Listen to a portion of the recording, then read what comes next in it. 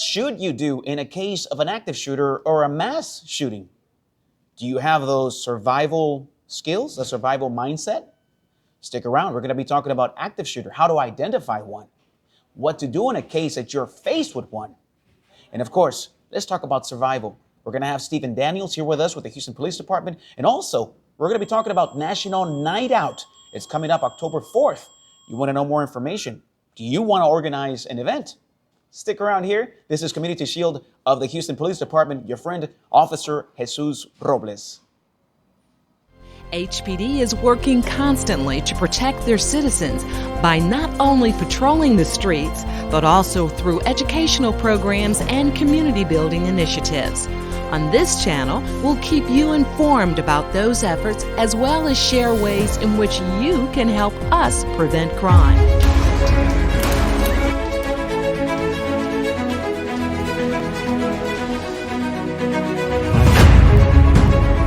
All right, welcome to Community Shield, a program brought to you by the Houston Police Department. My name again is Officer Jesus Robles, and I represent the Office of Community Affairs, and we cover all kinds of good stuff here, a lot of crime prevention tips. We do go over some of the news that's been happening here in the city, not to cover the news because we're not a news station or nothing like that, but we cover it so we can pick up some things that we can learn from the things that happen here in the city. Of course, again, we're going to be having today Mr. Stephen Daniels, the Houston Police Department. He's one of our specialists. He's the one that goes out and does the active shooter presentations. What do we do? How do we react? It's the surviving mindset. We need to have that, and we're going to be diving into that in just a few minutes. Now, let's get on to this. A Houston area woman was arrested after she left her child alone in an unlocked car at night.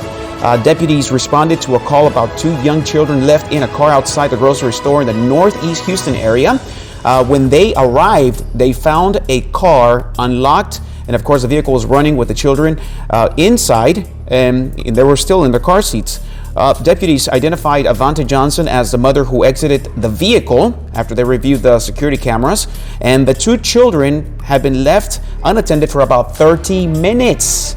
By the time the deputies arrived, she was still in the store. The Child Protective Services did come in, and of course they gave the permission to the grandmother to take the children.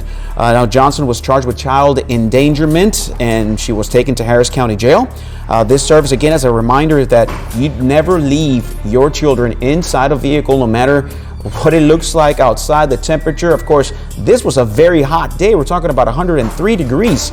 No, even if the AC can fail, and leaving a vehicle on can lead to so many problems, somebody jumping in the car and stealing it. So let's not do that, and don't get yourself in trouble. Now, also a different woman, a 31-year-old female, Kiandra Ahmad, is also charged with endangerment of a child and cruelty to a non-livestock animal. She left a 2-year-old child and a puppy inside a locked vehicle over there by the Coquandale area. Now, in this case, the toddler was rushed to the hospital after she was found shaking, red in the face, and of course sweating heavily and dehydrated. Now, the puppy was in good condition. A good Samaritan at the scene was able to take the puppy. Ahmad, who was identified as the child's godmother, was arrested for this incident. Of course, this also reminds us of a 72-year-old female that was found dead in her vehicle outside her home. Apparently, she had left her car on and she took a nap, but she tried to remain cool inside. And then again, the vehicle, it was a malfunction. Something happened, and she was there in the vehicle while it was hot. They found her there. If you need a shelter, you need a place to go to keep yourself cool. We understand there's so many people out there that don't have air conditioners. Please call 311. 311, ask for a cooling center, and they will give you the many facilities around the city that have these cooling facilities at 311. Now, one more, a 5-year-old girl has drowned in her family's pool in Hitchcock. Now, Hitchcock police say that the girl was suffering from autism, and she wandered from her family's home on West Bayou Road. The girl's father, who was at home with her, called 911 after he found her floating in the pool. Officers arrived to the scene and, of course, performed CPR. She was taken by ambulance to the Houston Healthcare Mainland Center Hospital, where she was pronounced dead. Hitchcock Police Chief Wilman Smith says that the father was watching her, but stepped away for a few minutes and then came back. He couldn't find her and realized that she was now in the pool, floating. Again, it's an accident. It's a terrible, terrible accident to lose a child this way. Again, please pay attention to your kids when you're around the water, when you're around pool areas. So many people are going out having fun. It's hot out there. But again, let's really, really remain vigilant. This is a silent killer. It's not like the movies. You're not going to hear the splashing. You're not going to hear any of that. You're just not going to see the child breathing. So again, please pay attention. Now, let's go immediately with Mr. Stephen Daniels. He's part of our community outreach team. He's a specialist and he does a whole lot of work with active shooter. Stephen Daniels is here with us. How are you doing, sir? Oh, fine. Good morning. Welcome to Community Shield. Thank you. All right, so you do these active shooter presentations all over the city, sir. What made you get into this field of presentations of active shooter and all that? I stumbled into it. That's the reality. Okay. Yes. About 10 years ago, another role that I play is I'm the liaison to the Jewish community.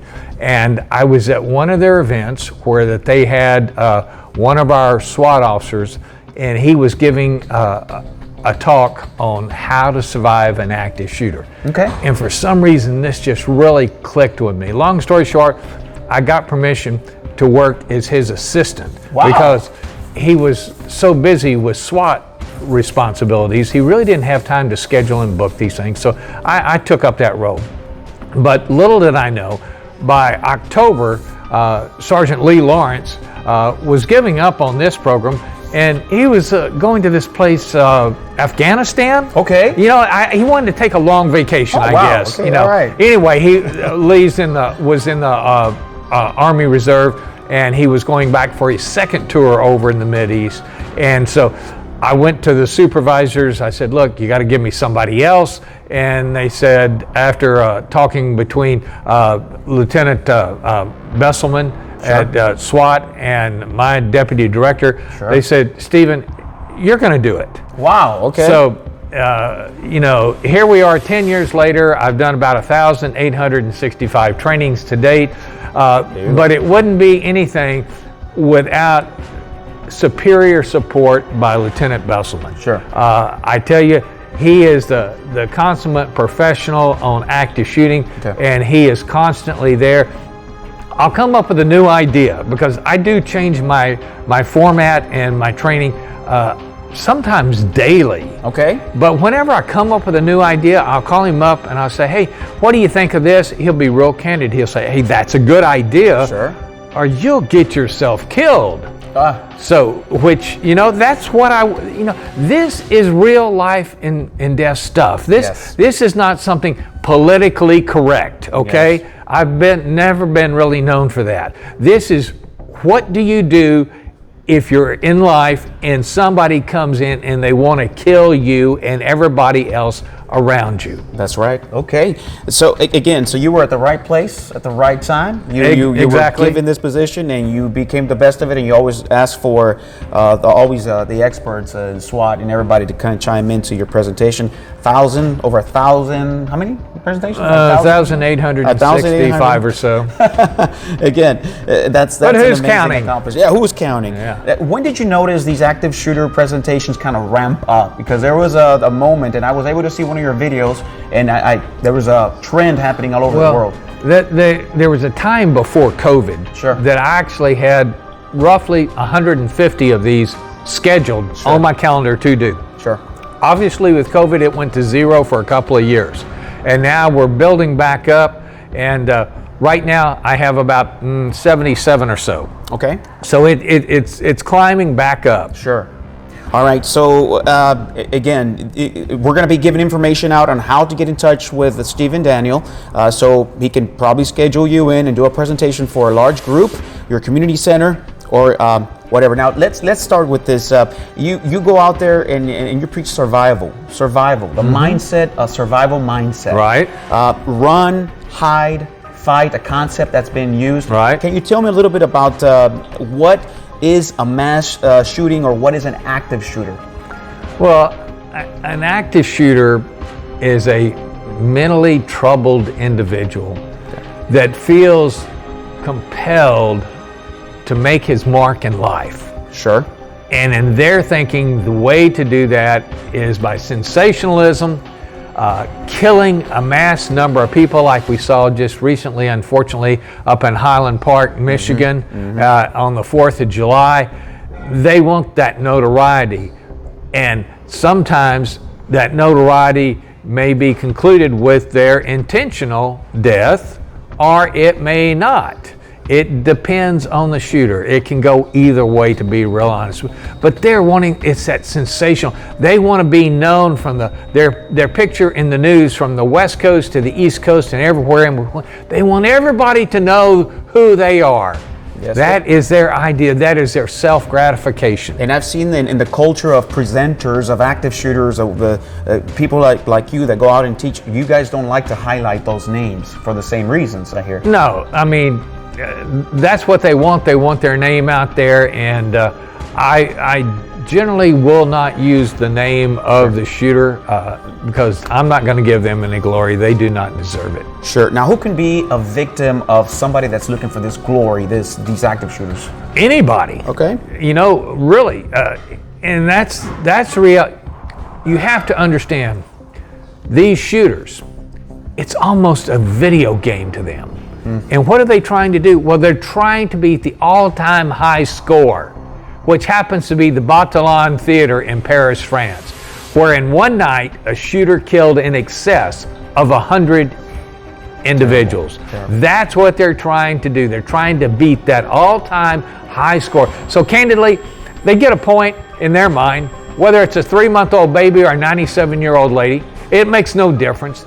So they just want to kill as many human beings as possible. Now, sometimes we have shooters go into situations, i.e. night transportation, right out here in Katy, Texas. A couple years ago, we had a gentleman who got terminated, came back the next day, walked right past all his fellow employees that he'd been working with for a while, goes straight to the HR manager, shoots and kills HR, then takes his own life. That is not an active shooter. Because a true active shooter will never pass up a living, breathing human being, because keep in mind, it's a point in this game. Sure. And it does seem like it's a video game because they lose all kinds of... they lose perspective of what life really is. Now, we were talking about these, where are these events happening? Is any place exempt from an active shooter? Not really. We haven't had too many here at police headquarters, so I guess we're kind of maybe worth. But I wouldn't put it past it. I mean, we have had issues in this very lobby, I understand, years ago. So anyway, folks, within your own home, you're reasonably safe. Sure. Okay, from this type of threat. There's other threats, but from this, in your own home. But once you step out the door, it could happen anywhere. I mean, you could be stopped at a street light, and this idiot decides to get out in the middle of the intersection and start shooting away at everybody that stopped there.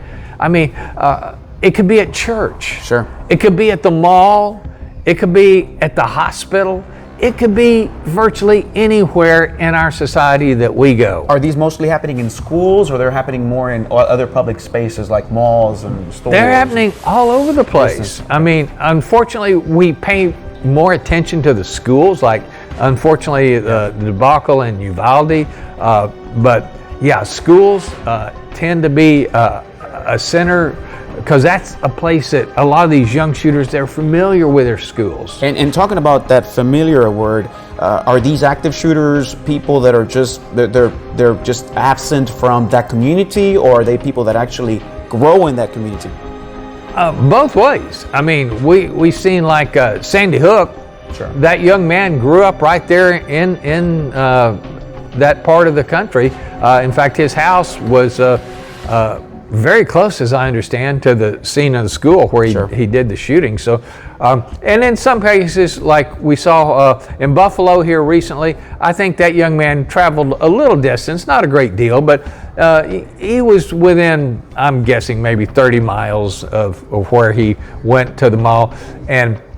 But that shooting had a different connotation to it that we usually don't see, and it had a racial connotation. Sure. He was a white man, and he was bound on killing as many black individuals as he could. So he went to a part of town that was predominantly black and did his terrible deeds. Now, in the situation from Uvalde, he was also from town, so a lot of these individuals do have a connection. Talking about these individuals, who can be an active shooter? Pretty much anyone. I mean, we've got, let's see, I believe it was in 2021, age range was 12 years old to 67. So anywhere in there. And I mean, generally, it tends to be males. Like in 2021, I want to say we had like 61 true active shooting events, and only one of the shooters was a female. Sure. So predominantly, this is a male arena. Now, one of the things that you go out and you do emphasize, getting into the active shooter arena now, action beats reaction.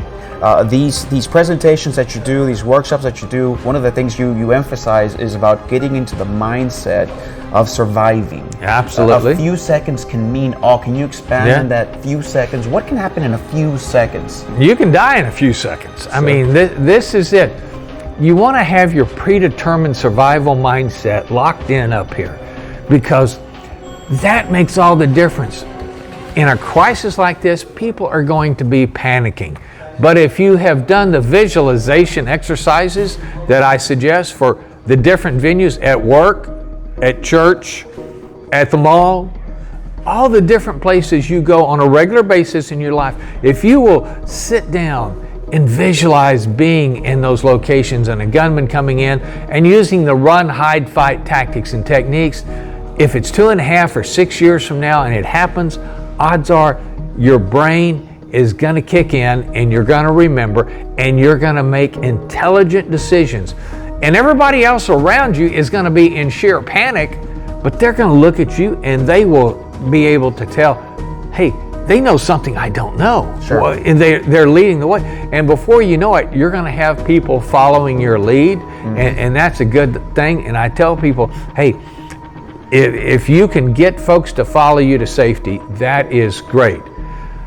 But for that individual that's frozen with fear, they cannot move, they're terrified. Sure. You tell them one time, hey, come on, follow me. As you're running out, you do not stop and try to persuade them to go to safety. If you do, you likely are going to get killed. That's not going to help this person. It definitely will not help you. So get that survival mindset, get up, get out. People will follow your lead, I'm telling you. It's very important what he just said about taking lead in these situations. There was a study done where there was a homeless man or somebody that was on the floor, thrown, just prone out. And people would just be walking by. This was a business center. And people would walk by for 20, 30 minutes. No one said anything about this guy that looked like he was passed away on the floor until one person knelt down and began to try to get involved. At that point, many people started to stop by, and some people got on the phone, called 911. Another person was checking vitals. Another person was. It takes that one person to initiate and get everybody else going. So you be that catalyzer. You be that one that won't. Now, you hear a bang, boom.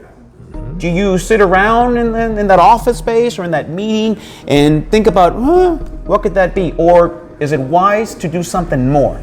Any loud sound is a gunshot until proven otherwise. If you were wrong, so what? If you're right, that may give you the necessary 2 or 3 seconds to get up, and that 2 or 3 seconds literally could mean whether you live or die. It is that fundamental, folks. Having a survival mindset. Now, I want you to dive into the story for Christina Anderson. She was one of the 11 students that was in that school. The first classroom that got shot up by this suspect. She was playing dead. She thought that was the best way to survive. Is that something good to do, play dead? Can you expand into this story, please? It can be a good thing. You never know. My instinct is if I can get up and get out anyway, I would rather get up and get out and take my chances doing it. But certainly there have been active shooting events where people have done exactly that. They have laid down, they've played dead. In some cases, I know actually mothers have laid on top of children to protect the children. You just have to decide each situation. But again, if you have visualized this, you've created those various survival mindsets in your head for the different places you go on a regular basis, you're going to be in a much more positive position to make the best decision possible. So let's check out this video. Christina Anderson, she gives her testimony. This is pretty important. This day, I ended up sitting in exactly the same seat I always did, in the back right-hand corner on the right side of the class. What we don't know is at this time, someone is downstairs and he's chaining all 3 doors shut. There's supposed to be desks there. Oh, you guys can see. We heard the first gunshots outside in the hallway, and my teacher, she opened the door. She immediately slammed it and she said, call 911. And the second that door closed, he walks in. He walks in shooting. There's absolutely no time. He goes to the other side of the classroom by the windows. He's holding 2 guns. He doesn't say anything. He just starts going down the rows of people. It's very quick. It's very loud. It's very scary. We had these very shitty desks. I get on the floor. I put my knees under the chair, my stomach on the seat, hands overhead, eyes are closed. As the shots keep going, and it's, like I said, very loud, I can tell it's getting closer and closer. And I'm telling myself, brace yourself, your turn is going to come. Now, I didn't know what that meant. Like, I didn't think I was going to get shot, but I knew that something really serious was going on. And I knew, for whatever reason, that I should just play dead. He shoots me. The first time is in the back. And you'd be surprised, getting shot doesn't hurt that much because shock overtakes you. But it starts to, like, burn and really kind of seep in, and that's when it gets really uncomfortable. It's not pleasant. He leaves the first time. He goes across the hall, and while he's gone, cell phones are ringing. People are coughing, and the smell of gunpowder has, like, completely filled the room. Gunpowder is like this really sticky, pungent, warm smell, and it just makes you very, very thirsty. He comes back. Now, this time, the shooting is more intermittent. It's slower because he's looking to see who's alive. I remember telling myself to stop breathing because I can feel my stomach hitting that chair, and I'm saying, stop, like, he can see that you're alive. The third and final time, he killed himself in front of our classroom. When the police broke in, the first thing the guy said was, we have a lot of blacks in here. I didn't know what that meant, but when police sweep a crime scene, they have 30 seconds. If you're red, you're critically injured. If you're yellow, you'll live. Black means you're dead. In 9 minutes, he killed 11 of my classmates and my teacher. 32 people lost their lives that day. Such an amazing story. Can you expand on the ostrich or the lizard mindset when we go through these moments of chaos and just utter chaos? Expand on that just a little bit more. The ostrich, he sees something and he stops. Well, it's normal for a lot of people when they're embraced with something that is so different than their normal way of life that they just get locked in on these situations. So, no, excuse me. Sure. He's getting phone calls right now, probably getting booked for another event. Yes. Well, which is maybe a good lead in. If you would like this training for your church, your business, your barbecue group, I don't care. Sure. You know, if you can get 10 people together at your home and you got a flat screen TV, give me a call. Now, I'll be honest with you, we're looking probably November. I've got quite a few on the calendar right now, but this training is absolutely free, courtesy of your Houston Police Department. That's right. So you can give me a call, and we're going to put the numbers up, I think, a little later, right? Yes. Give me a call, and we'll get your group scheduled. Again, the more people we educate, the more lives we save. And which leads me right into what is the best part of my job? is when I look at those statistics and I see the number 5. Because to date, in 10 years, I've got 5 individuals that have come back and said, Mr. Daniel, what you taught me saved my life, when they started killing people all around me. Most recently, a lady attorney from Houston was out in Las Vegas at that terrible shooting. So the reality is, this stuff works in real life. Sure. And the more people we can educate, it just is logic, the more lives we're going to save. Run, hide, fight. Run, hide, fight. We're going to expand into those themes in a little bit more. Now, what's the best defense for an active shooter? It depends on each situation. You know, again, if you can get away, hey, that's a defense. Get up, get out, however you can. Now, let's talk about how you might run. Okay, if you're on the ground floor of a building, you're sitting at your desk working, and all of a sudden you hear shots, you get up, you look down the hallway, here's some guy down there shooting, dropping people, blood is just everywhere, and you go, when he looks that way, I'm going the opposite way.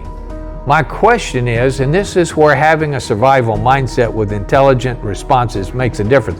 My question is, why would you go out into that hall and expose yourself? If he spins around the opposite direction, you don't have a chance. So my suggestion is, if you've thought through this, what you will do is get up and go to the window, open the window, and go out to safety. Now, if the window doesn't open, hopefully it's a window that you can break out and you can go to safety. Now, if you're on the second floor of the building, hey, open the window, go out, or break the window and go out. And look, you know, you younger guys, you're probably going to bounce right back, get up, and walk away. Some of us more experienced folks like myself, okay, we got a few years on us. We're probably going to twist the leg. We're going to probably get a little rehab for a couple of months going here.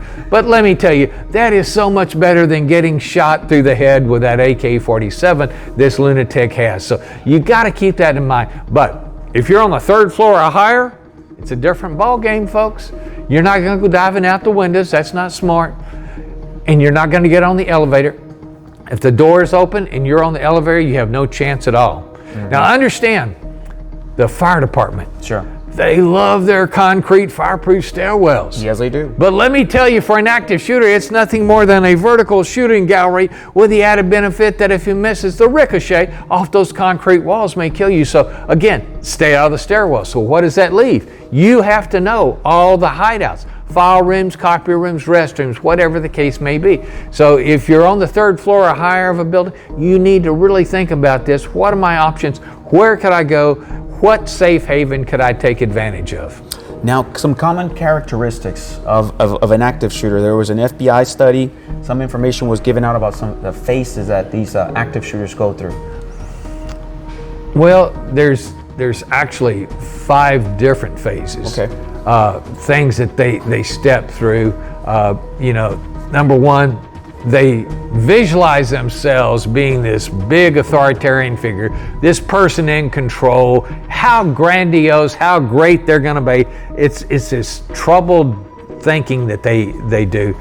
And then they may prepare for this and buy the G.I. Joe garb, all that stuff. Yeah. They want to look strong and macho. Tactical uniforms. Tactical uniforms. Yeah. But if you remember, one of the earlier shootings, not the earliest, but one of the earlier shootings was Columbine. Sure. What did those young men do up there in Colorado? It was the long black cowboy dusters down to mid-calf. They were the rough, tough buckaroos. That was their thing. So this is the way they have to get into character, so to speak. Sure. You know, and then they'll go out and they'll practice again. Columbine, they target practice with their buddies videotaping it. And then, of course, the last thing is they go out and they kill all these people. So those are the progressive steps. But here's the good thing. During this time, obviously, these are not spontaneous events. They take place over a period of time from the beginning to the end. During that time, they just cannot help but put off certain signals, certain red flags, certain suicidal indicators. And if you have had this training and you know what to watch out for, odds are you can do what? you can cause some type of intervention. And how would you do that? Well, there's several ways that if you have this training that we put out, you'll pick up on those things. But there is opportunity to intervene, and intervention means we can get out there and help this troubled individual and save countless lives that they would have taken otherwise. That's of course the best defense of an active shooter, that make sure that it never happens, and we have to be aware of these signals that are coming out so that we can prevent this from happening. Now, when shots are fired, let's go into the process of the run, hide, and fight. Shots are fired, bang, bang, bang, bang. We don't as a civilian, you don't run towards the firing, you run the other way. Absolutely. Okay, so tell me, when is it best to run? When would it be best to hide? And when would it be best to fight? If you see the shooter coming your way, you just have to look at the situation. You know, are you in the mall? Or you have a lot of, if you're in a mall where you have a lot of room, running may be your best option. If you're in tight quarters, just diving into a room and shutting the door and locking the door, that might be your best option. Or if you come around the corner and he's right there, you're face to face, you're going hands-on with this guy, okay?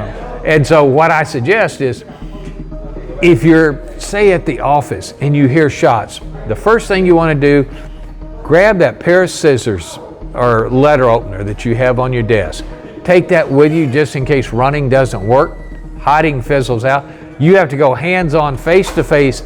At least you have that weapon to use, okay? So that's what we want to do. But if we want to take the least difficult, and obviously running away, that's the easiest. Hiding, that's a little more scary. Sure. And going face-to-face with this guy, that is terrifying. Yeah, and this is where we dive into knowing the territory that you're in. Don't go anywhere, stick with us here. We're going to come back with awareness. Whenever you visit any place, let's talk about awareness and the things that you can do as something that you can keep as a discipline whenever you go anywhere here in Community Shield with the Houston Police Department. Good afternoon. My name is Sam Peña. I'm the fire chief for the city of Houston. I just want to remind everyone, as the summer kicks in and we look for ways to cool off from this heat, and we take our kids to the pools, that there are some safety considerations for you to keep in mind. It doesn't take much for a tragedy to occur. The drownings are quick and deadly. In 20 to 30 seconds, a tragedy can strike. So please be cautious of that. Be mindful that we need to keep an eye on our kids, whether it's in a pool, whether it's in a bathtub, in a sink. Tragedy can strike at any moment. So again, we want to have a nice, relaxing, and enjoyable summer, but also a safe summer. In addition to that, the number of fires has gone up. With this drought, with this lack of rain, we're seeing a number of fires, especially in the homes. And we want to remind you that the Houston Fire Department has a smoke detector program. The smoke detector provides early warning, and it helps in alerting people that there is danger, that there is something going on in the house, and so they can make an escape.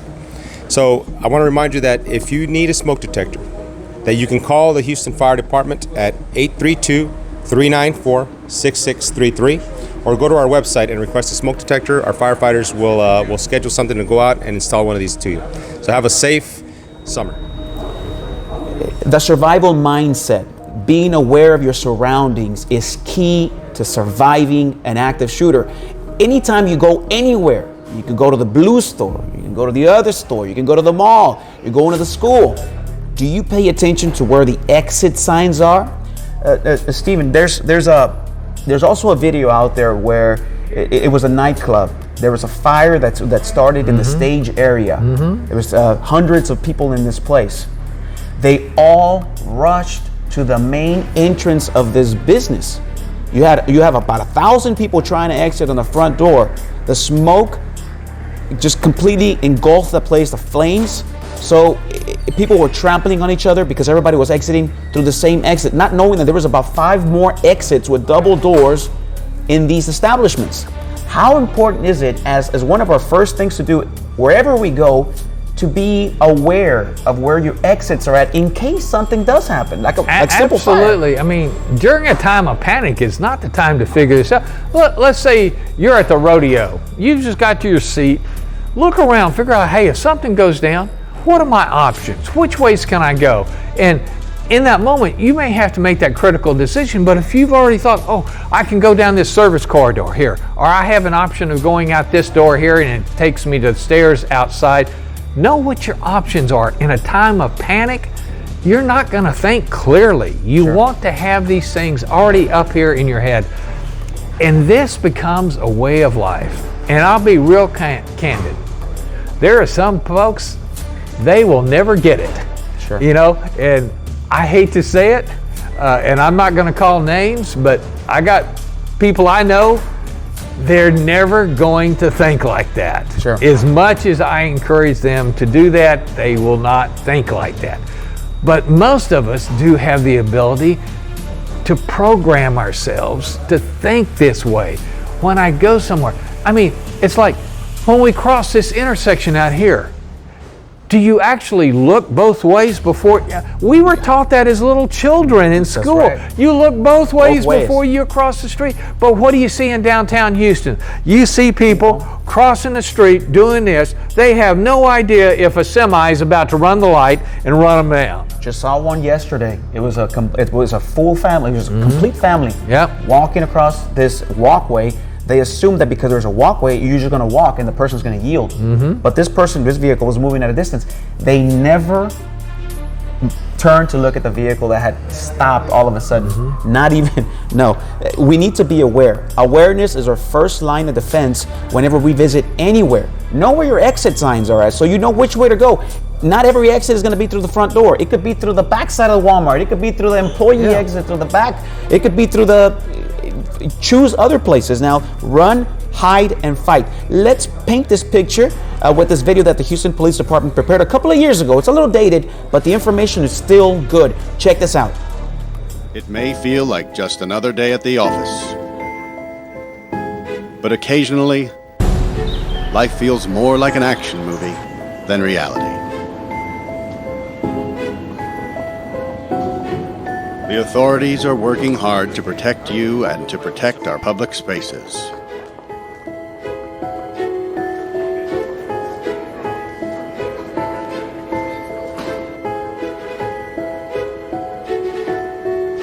But sometimes bad people do bad things. Their motivations are different. The warning signs may vary, but the devastating effects are the same. And unfortunately, you need to be prepared for the worst.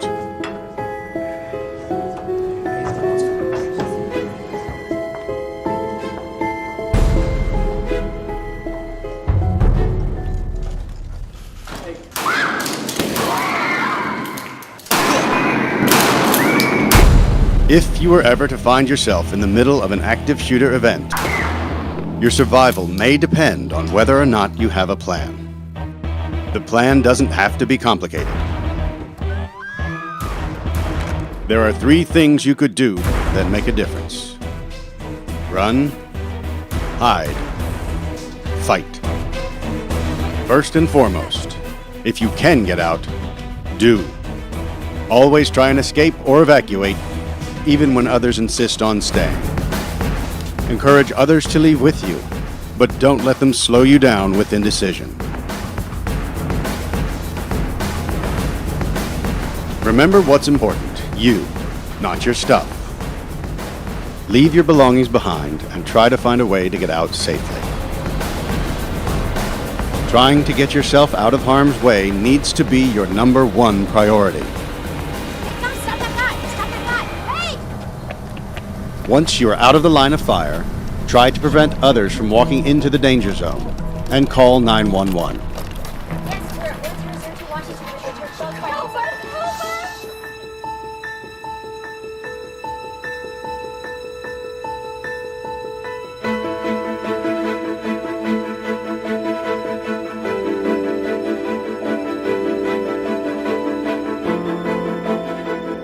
can't get out safely, you need to find a place to hide.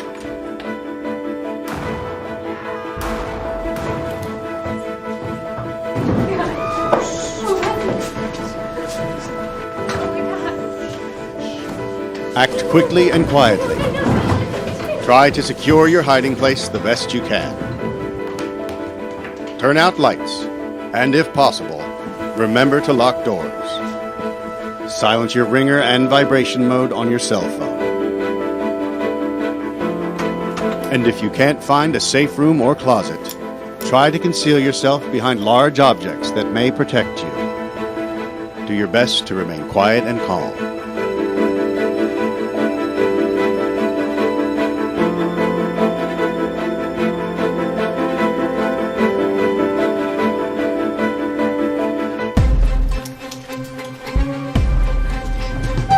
As a last resort, if your life is at risk, whether you are alone or working together as a group, fight. Act with aggression. Improvise weapons. Disarm him.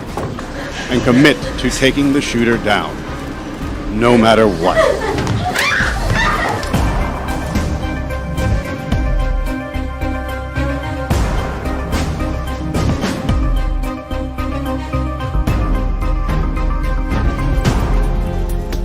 Try to be aware of your environment. Always have an exit plan. Know that in an incident like this, victims are generally chosen randomly. The event is unpredictable and may evolve quickly. The first responders on the scene are not there to evacuate or tend to the injured. They are well trained and are there to stop the shooter.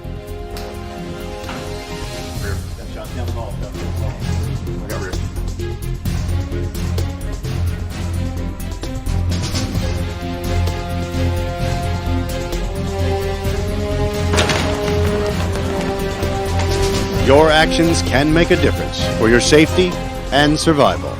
Be aware and be prepared. And if you find yourself facing an active shooter, there are 3 key things you need to remember to survive. Run, hide, fight. Run, hide, fight. We saw some of the images here. Running, always run away from the firing, always run away from the threat. Don't, if you don't have to face it, that's the best thing to do. Absolutely. Now, hiding. The person is right outside your door now. Here's the thing. If you can get within a room and get the door secured, you can lock it, you can barricade it, jam it with a wedge, tie a cord around the opener up at the top, whatever. Based on experience, you pretty well have it made, but stand to the side of the door, because these shooters, they will shoot through that door out of frustration, but they will not generally take the time to sit there and focus on the lock and keep shooting till they can kick it in. And why do they not do that? They're smart. They know that on average, they got about 6 minutes before law enforcement comes in there and puts a stop to it. So they're not going to waste time, but out of frustration, like I said, they'll shoot through the door. So you want to make sure you stand clear of the door. But if you can get that door secured somehow, odds are you pretty well have it made. If you're at a school, if you're at use a desk, throw it against that wall, and then turn off the lights. Stay away from any place that he can see you. These people, they're not going to sit there and search you. There's many other targets out there that they're going to go after because they're going to be easier. But you don't be that target. Have the mindset. If you're going to hide, you're going to barricade yourself. You're not going to allow this person to come in, and you're going to stay away from any visibility from this suspect. Now, fight. We saw that fighting scene. We saw them determined. Somebody had some tools in their hands, and they were ready to take on this person. If your worst case scenario is he gets in the room, hopefully you have a pair of scissors, letter opener, whatever. Now, here's another weapon that works really good that's everywhere around. Fire extinguishers.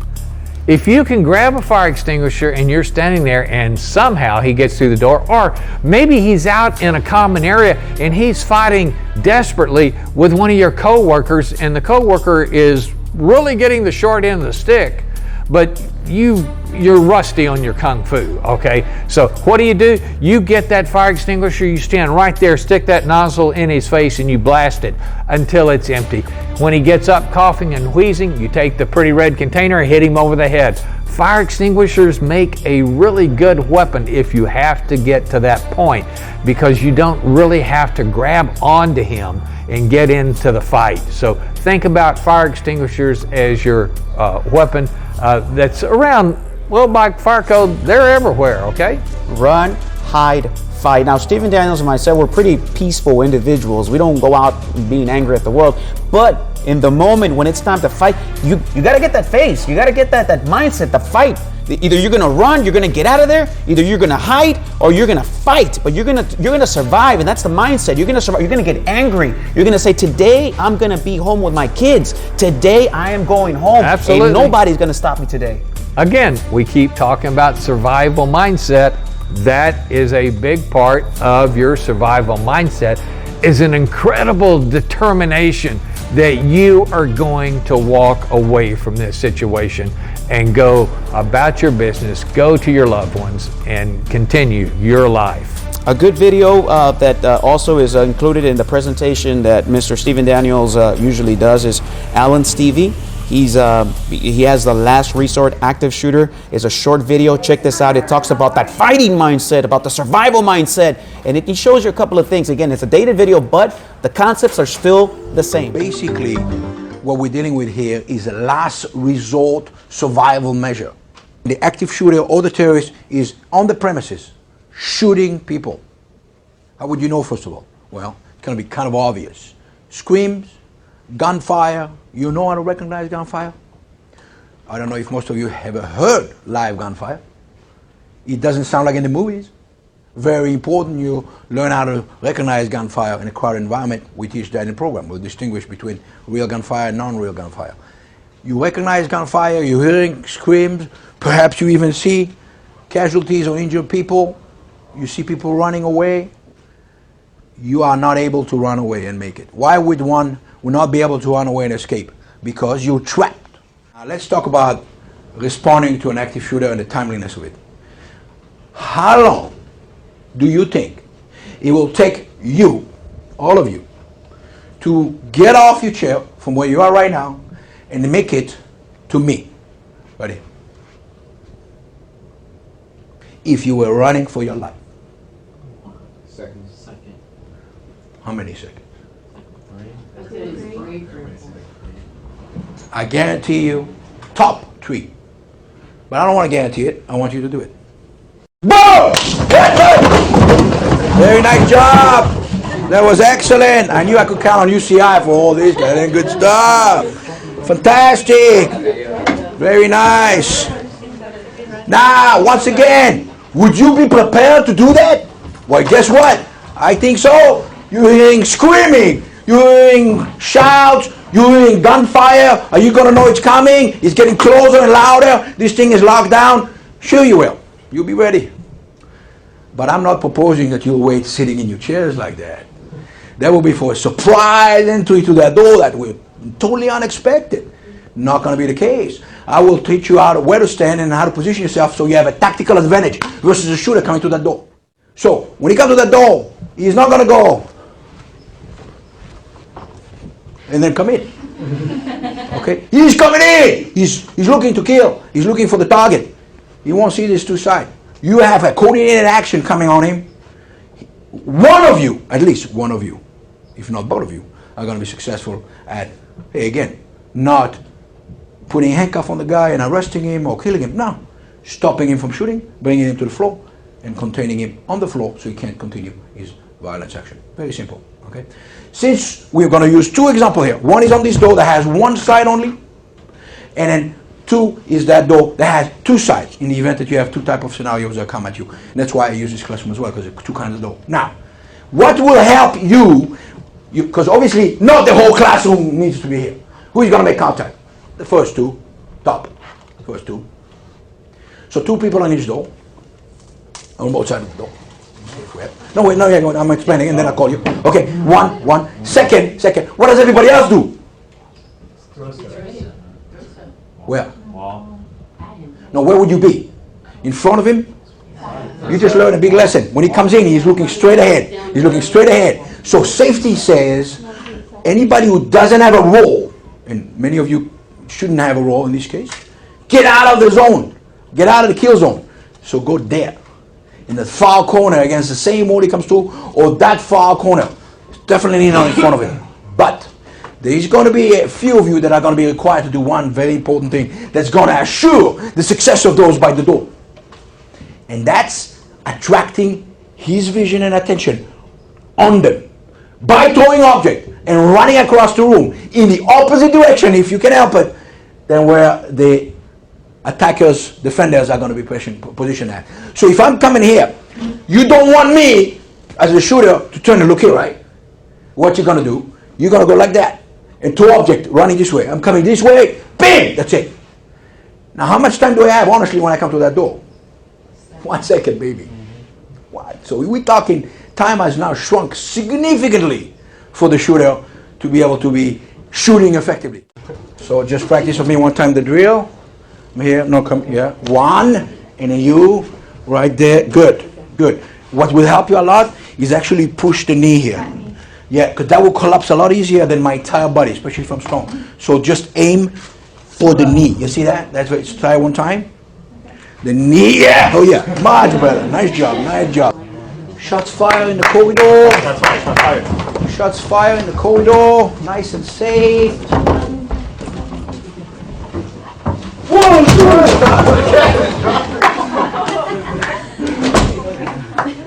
Yes, sir. Right on. So, you okay? Yeah. So, shots fire. Move.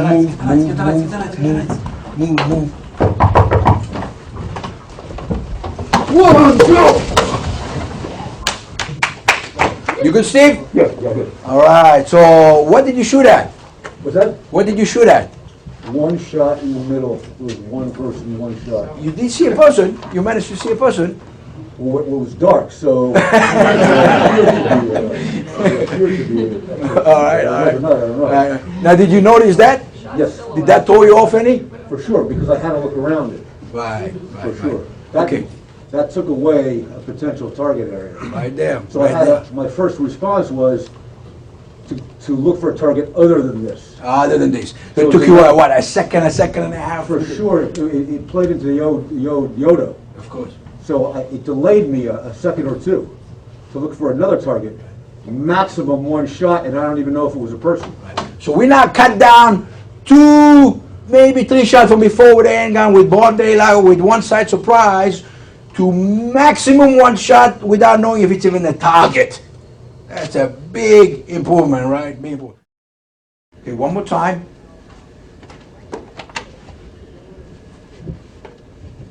Shots fire. Shots fire. Lights.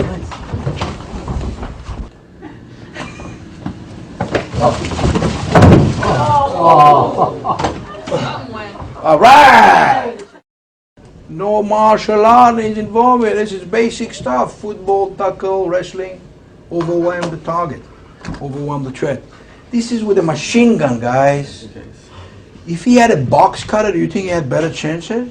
I don't think so. Right? You have to do this with a box cutter to make a difference. No way. He always has to do that. No way. He can't even do one, barely one with a gun. Box cutter, no chance. This information is essential. Anybody out there get caught in the mall in a terrorist attack or any type of attack? Anybody get caught in the school? Essential. You know, get organized. 1, 2, get over here. Ready. This is the game. That's the plan. Can you explain what I just taught you today in a shortened version to a bunch of people? Yes. Of course you can. That's why I decided to bring this on to universities and schools. Why? Because it's an educational system. That's what we do. We educate. That's a perfect platform to educate the next generation in creating a safer society. Run, hide, or fight. Be ready for that. Be ready to survive. You're going to survive. You're gonna make it out of this. You gotta get that in your head. You gotta have awareness of wherever you're at. Whenever you go to that store, whenever you go to that mall, whenever you go to that park, you're gonna look around and you're gonna see, if anything was to happen here, where would I go? Talk to your kids. But you as an adult, especially, just be aware of your surroundings. You gotta get that fight mindset. You got to get that survival mindset that you will make it today. You will not be a victim. You will live to tell the story. Survival mindset.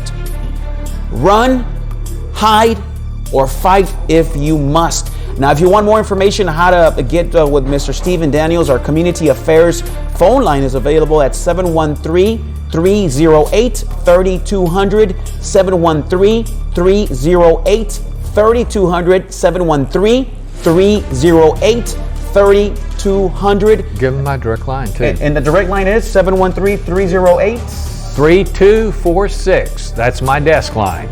And if I'm not there, leave me a voicemail. I'll get back to you just as quick as I can. But, you know, we're talking about a lot of essential elements of surviving an active shooter right now, but you need the whole picture. Yeah. So sign up for the training, get your church group, your work office, and have the training so that you have the benefit of everything that you need. And then you do the job, and your job, visualize, create your very survival mindset. You will be astounded at what the human brain can do if you train it properly. You train it. Be aware of your surroundings. Pay attention to the exit doors whenever you go anywhere.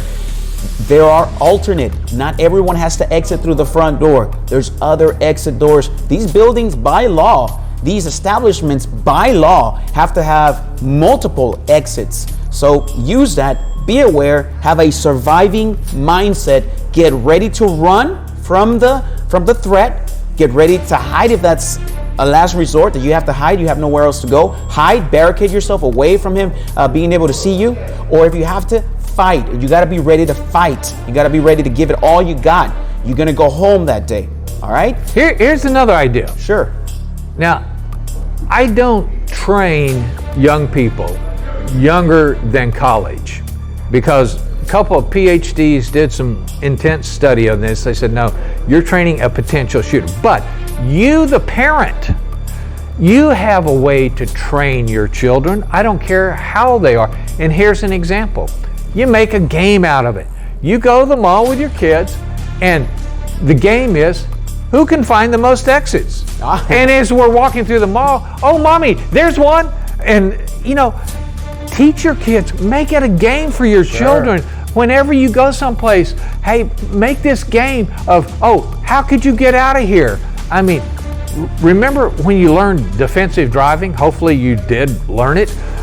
What was one of the things they always told you? Leave yourself an out. And that's all we're talking about here, is leave yourself an out. You're at the mall, you're at the cafeteria, I don't care where you're at.